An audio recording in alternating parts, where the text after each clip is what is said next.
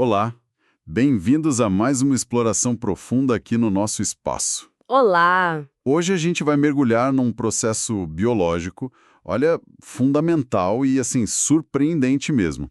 Como é que o nosso sistema imune constrói aquele exército de células de defesa, as células B e T? Uhum, Cada uma delas, né, com uma chave única, capaz de achar um invasor específico no meio de milhões. exatamente. É quase inacreditável a especificidade. Pois é, e a gente tem aqui um material, um capítulo de livro bem detalhado que descreve essa saga celular toda. Sim, um material bem completo. Nossa missão, então, é tentar desvendar os segredos disso, como essa diversidade toda é gerada com um número limitado de genes e como o sistema evita, né, na maioria das vezes, atacar a gente mesmo. Esse é o grande desafio do sistema imune, né? Gerar diversidade e manter a tolerância. Exato.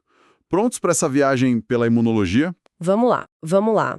Então, para começar, tudo parte de umas células bem iniciais, certo? De onde elas vêm? E como é que uma célula decide, vou ser célula B ou vou ser célula T? É tipo escolher a faculdade. É uma ótima analogia. É, sim, uma escolha fundamental. Tudo começa com as células tronco-hematopoéticas, as famosas CTHs. Ah, sim. Elas ficam principalmente na medula óssea, nos adultos, antes de nascer, no fígado fetal. São as grandes mães de todas as células do sangue, sabe? Entendi. A origem de tudo. Isso.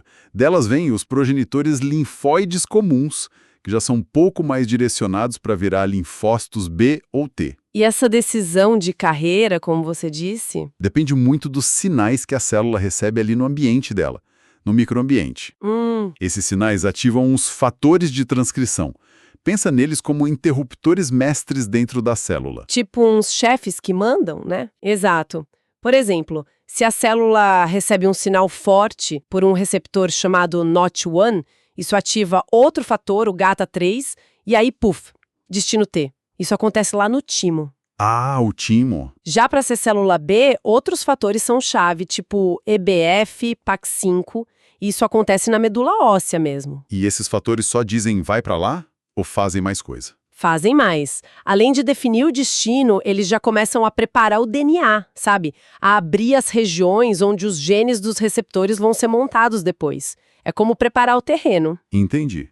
E imagino que uma célula só não adianta. Tem que ter muitas, né? Elas se multiplicam logo no começo? Muito. A proliferação é, nossa, essencial. No início, é uma molécula chamada interleucina 7, a IL-7, que dá esse gás. IL-7. Isso. Ela é produzida por outras células ali na medula e no timo. E olha, a falta dela é dramática. É mesmo? Sim, em humanos, se o receptor para IL-7 tem defeito, causa um tipo grave de imunodeficiência combinada, a SCID. Faltam células T. Mostra como essa fase de criar números é vital, né? Para ter células suficientes para o próximo passo. Que é criar a tal da diversidade. Exatamente. E mais tarde, outros sinais dos próprios pré-receptores vão impulsionar ainda mais essa multiplicação. Mas a IL-7 é o primeiro grande empurrão. Ok, então chegamos no coração da coisa. Como o corpo gera essa variedade absurda de receptores? Bilhões, talvez. Usando um número finito de genes no nosso DNA. Qual é a mágica? Essa é a mágica da recombinação VDJ.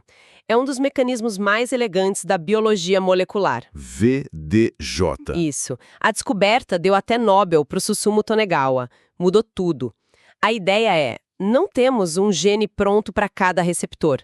Seria impossível caber no genoma. Não daria, né? Não.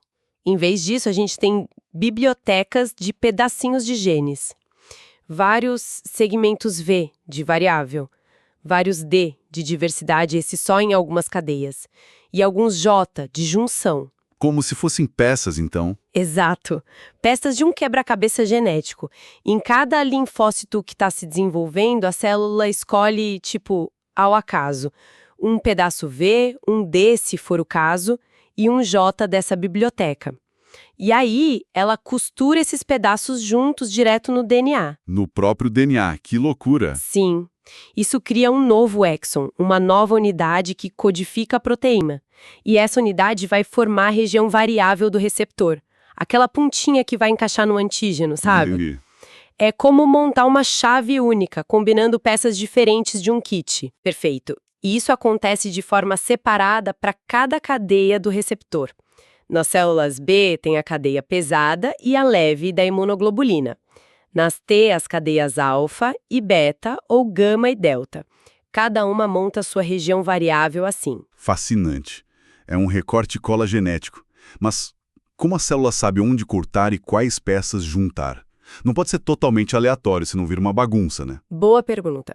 A precisão está em reconhecer os sinais para começar o corte. Depois, algumas etapas são de propósito meio imprecisas, a gente já vai ver. Ah, interessante. O recorte e cola é guiado por umas sequências curtinhas de DNA, as sequências de sinal de recombinação, ou RSS. Elas ficam do lado de cada segmento V, D e J, como se fossem etiquetas. Etiquetas. Isso. E elas têm uma estrutura que a maquinaria reconhece. E seguem uma regra importante. A regra 1223. A maquinaria só consegue juntar um segmento que tem uma RSS com um espaçador de 12 pares de base com outro que tem um espaçador de 23. Pra que essa regra? Garante a ordem. Por exemplo, impede que um V se ligue direto num J, pulando o D, nas cadeias que precisam do D. Força a ordem VDJ. Entendi. E quem faz o corte? Que tesoura é essa? São as proteínas RAG1 e RAG2. Elas formam a recombinase VDJ. E olha que interessante, elas só existem em linfócitos em desenvolvimento. Ah, só ali. Só ali. Garante que esse embaralhamento genético só aconteça onde precisa. As RAGs reconhecem as RSS e, clac, cortam o DNA. E depois de cortar, alguém tem que colar, né? Exato. Aí entra o kit de reparo de DNA que toda célula tem. Enzimas como Artemis, ligases, elas juntam as pontas que as RAGs cortaram. E se essas RAGs ou a Artemis falharem? Desastre. Mutações nesses genes causam SCID grave. Sem elas, não tem receptor, não tem linfócito funcional. Mostra como são críticas. Nossa. Ok, então essa combinação de V, D e J já dá uma variedade boa, imagino. Mas você falou em milhões, bilhões. É só isso? Ou tem mais truque? Tem muito mais. A diversidade combinatória, essa de juntar V, D e J, é só o começo. Ela cria a base, talvez dezenas de milhares de combinações. Mas a explosão mesmo da diversidade, o que leva para os milhões e bilhões, vem da chamada diversidade juncional. E aqui a coisa fica mais caótica, digamos. Caótica? Como assim? Lembra que eu falei que algumas etapas eram de propósito imprecisas? É aqui. Na hora de juntar as pontas cortadas dos segmentos V, D e J, o processo de reparo é meio desleixado de propósito. Primeiro, algumas bases, os nucleotídeos, podem ser roídas das pontas por umas enzimas. Segundo, quando a Artemis abre umas estruturas em grampo que se formam nas pontas, ela pode cortar de um jeito que no preenchimento adicionam os nucleotídeos chamados P, de palindrômicos. Ok. Mas o campeão da diversidade aqui é uma enzima chamada desoxinucleotidil transferase terminal, TDT. TDT. Nome complicado. É, né? Mas o que ela faz é incrível. Ela funciona como uma improvisadora genética. Ela adiciona nucleotídeos, as letras A, T, C, G, aleatoriamente nas junções entre V, D e J, até uns 20. Aleatoriamente? Como assim? Sem seguir um molde? É exatamente, sem seguir molde nenhum do DNA. São letras jogadas ali ao acaso. Chamam de nucleotídeos N, de não codificados por molde. Isso cria sequências totalmente novas que não existem no DNA que a gente herdou. Uau! Que coisa! Então, a maior parte da identidade única de cada receptor vem dessa improvisação na hora de colar as peças. Precisamente. É como se cada artesão desse um toque final único e imprevisível na sua peça. Essa diversidade juncional, tirar bases, adicionar P, adicionar N, acontece bem na região que vai codificar a CDR3. CDR3. Região determinante de complementariedade 3. É a parte mais variável do receptor e, normalmente, a que faz o contato mais direto com o antígeno. É tipo a ponta do dedo que toca o invasor. Entendi. É ali que está o segredo do reconhecimento específico. Isso. Só que essa flexibilidade toda tem preço, né? Qual? Adicionar ou tirar nucleotídeos ao acaso muitas vezes bagunça a leitura do código genético. Se o número de bases que entra ou sai não for múltiplo de 3, dá um frame shift. A leitura sai do quadro. E aí? E aí a proteína que seria produzida vira um monte de dizeira, de coisa sem sentido, ou para no meio do caminho. Não funciona. Ah, Estima-se que talvez só 1 em cada 3 tentativas de rearranjo dê certo, seja produtiva, as outras 2 morrem no processo. É uma troca, ineficiência, para gerar uma diversidade gigantesca. nossa, isso é incrível e meio assustador, né? Tanta aleatoriedade, tanta chance de erro. Como o sistema garante que os receptores que, enfim, sobrevivem são funcionais e principalmente que não vão atacar o próprio corpo? Deve ter um controle de qualidade muito rigoroso. Com certeza, o sistema não é louco de deixar isso ao acaso. Evoluíram múltiplos pontos de checagem, processos de seleção super rigorosos, implacáveis mesmo. O primeiro filtro é quando? Logo depois que a célula consegue rearranjar a primeira cadeia do receptor, a cadeia pesada mu nas células B ou a cadeia beta nas células T. Certo. A célula que passou nesse primeiro desafio genético, ela expressa essa cadeia na superfície, mas não sozinha, associada a umas proteínas substitutas, formando um pré-receptor, pré-BCR ou pré-TCR. Um pré-receptor. Para que serve? Funciona como um sinal de sucesso, consegui montar a primeira parte. Se ele é montado direitinho, manda sinais vitais para dentro da célula. Que sinais? 3 coisas cruciais. Primeiro, garante que a célula sobreviva. Quem falhou morre. Segundo, dispara uma onda de proliferação. Multiplica quem teve sucesso. Terceiro, dá o sinal verde para começar a mexer na segunda cadeia, a cadeia leve em B, a alfa em T. Ah, então só quem passou no primeiro teste se multiplica e tenta o segundo. Exato. É um funil. E tem mais uma coisa importantíssima que esse pré-receptor faz. O quê? Ele desliga permanentemente a tentativa de rearranjar a mesma cadeia no outro cromossomo, aquele que veio do outro pai, sabe? Ah, Para quê? Chama exclusão alélica. É fundamental. Garante que cada linfócito maduro só expresse um tipo de receptor. Mantém a especificidade da resposta. Se expressasse 2, seria uma confusão. faz todo sentido. E se essa sinalização do pré-receptor falhar? É grave. Tem uma doença, a agamaglobulinemia ligada ao X, causada por mutação numa quinase, a BTK, que é ativada pelo pré-BCR. As células B não passam desse estágio, não produzem anticorpos. Nossa, que ponto crítico. Entendi. É um filtro pesado. E depois, quando a célula consegue montar o receptor completo? IgM na célula B, TCR alfa-beta na T. Acabou. Não. Aí vem a fase de educação, como a gente chama, baseada no reconhecimento de componentes do próprio corpo, autoantígenos. A parte de não atacar a gente mesmo. Exatamente, isso é super bem estudado nas células T lá no timo. São 2 processos principais, seleção positiva e seleção negativa. Pensa num treinamento militar mesmo, teste de aptidão e teste de lealdade. Gostei da analogia. Como funciona? Primeiro, a seleção positiva. Acontece no córtex do timo.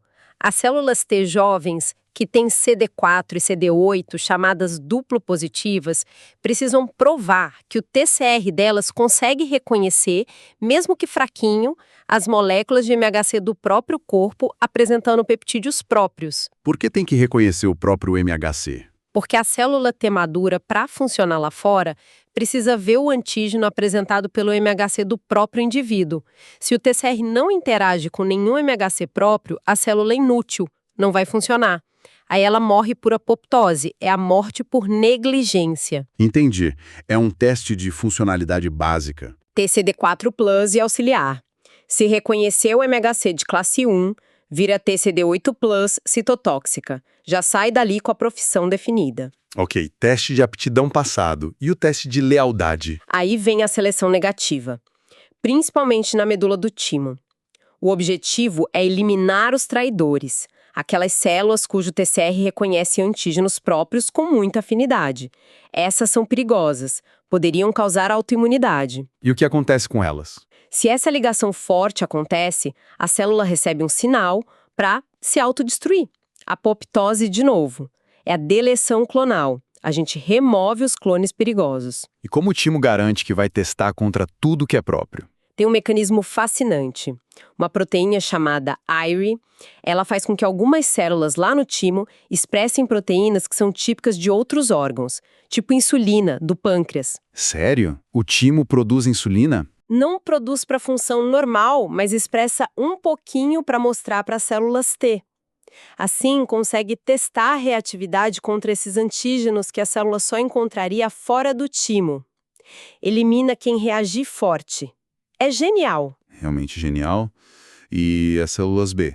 Passam por algo parecido? Seleção negativa. Sim, passam. Lá na medula óssea. Se o BCR de uma célula B imatura reconhece um autoantígeno muito forte, especialmente se ele estiver muito presente, a célula pode ser eliminada. Igual as T. Quase. As células B têm uma carta na manga, uma segunda chance. Opa! Qual? Elas podem tentar editar o receptor, reativar as enzimas RAG e tentar trocar a cadeia leve. Fazer um novo rearranjo ali, na esperança de criar uma cadeia leve que não seja autorreativa. Que interessante, uma chance de redenção. Se não é certo, aí sim, apoptose. Todo esse processo de limpar os autorreativos, nos órgãos onde eles nascem, timo e medula, é a tolerância central. Uau! Tolerância central. Então, as células que conseguem sair disso tudo, que rearranjaram direito, passaram pelo pré-receptor, provaram que vem o MHC sem grudar demais no que é próprio, essas são as graduadas, prontas para ir para o mundo. Exatamente, essas são as sobreviventes. Os linfócitos maduros e naives, quer dizer, virgens, nunca encontraram um antígeno estranho ainda. E elas não são todas iguais, claro. Elas se diferenciam em subpopulações, cada uma com sua função e seu local de patrulha preferido. Quais são essas subpopulações? Olha, nas células B, por exemplo, a maioria são as células B foliculares. Elas ficam circulando pelos linfonodos, pelo baço, expressam IgM e IgD juntas na superfície por causa de um truque no processamento do RNA. São as especialistas em responder a proteínas e geralmente precisam da ajuda das células T. Certo. As clássicas. Isso, mas tem também as células B da zona marginal.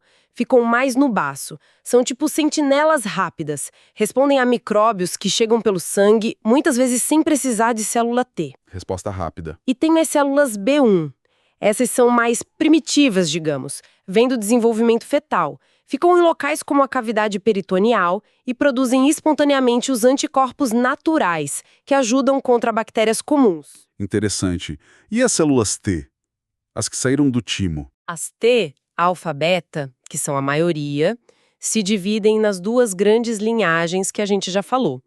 As células T CD4+, auxiliares, as maestrinas que coordenam tudo, e as células T CD8+, citotóxicas, as executoras, que matam células infectadas ou tumorais. Certo. As ajudantes e as matadoras. Basicamente. E não podemos esquecer de uma outra linhagem T, as células T gama-delta. Elas se desenvolvem um pouco diferente, têm menos diversidade no receptor e agem mais como uma primeira linha de defesa em barreiras, tipo pele, intestino. Que universo complexo dentro da gente. É uma jornada incrível mesmo. Pensar que começa com uma única célula-tronco, aí passa por multiplicação, essa loteria genética VDJ para criar uma chave única, depois testes de vida ou morte super rigorosos, até chegar nesse exército enorme, diverso, especializado, é de tirar o fôlego, né? É realmente impressionante. A escala da diversidade que a recombinação VDJ gera, principalmente com a diversidade juncional, a TDT adicionando bases ao acaso, é astronômica, muito maior do que os genes VDJ sozinhos sugeririam. Muito maior. E os filtros da seleção positiva e negativa são, absolutamente cruciais. A positiva garante que a célula T funcione no nosso corpo, que veja o MHC. A negativa garante a segurança, tira os clones perigosos. É um equilíbrio muito delicado, né? Entre gerar um repertório vasto para qualquer ameaça e evitar a autoagressão. Com certeza. E fica aqui talvez uma reflexão interessante para quem nos ouve, né? Pensando nesse processo VDJ, que parece tão aleatório, até desperdiçador, com tanta célula morrendo, qual a vantagem evolutiva tão grande disso? Por que não herdar um monte de receptores prontos?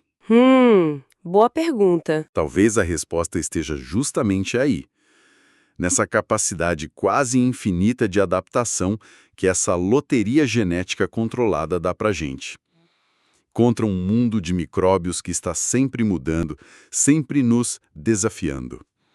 Algo para a gente pensar sobre a adaptabilidade do nosso sistema imune. Exatamente, uma capacidade de resposta pré-existente para quase qualquer coisa que apareça. Bom, muito obrigado por nos acompanhar nesta análise detalhada do desenvolvimento dos linfócitos. Foi um prazer. Esperamos que tenham achado tão fascinante quanto a gente achou. Até a próxima!